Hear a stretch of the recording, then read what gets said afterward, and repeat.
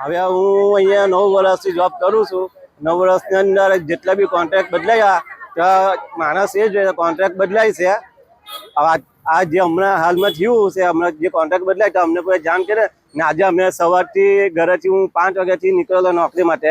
અહીંયા આવ્યો પછી મને ખબર પડી કે ભાઈ કોન્ટ્રાક્ટ પૂરો થઈ ગયો, તમને લેવામાં નહીં આવશે. હવે એ શાના માટે કે અમે જે મેં ઓનલાઈન કમ્પ્લેન કરી, અમારા પૈસા જે ખાતા અમારા પગાર તો 17,000, અમને મળતા સેલેરી 10,000 રૂપિયા. એના માટે મેં ઓનલાઈન કમ્પ્લેન કરેલું હતી.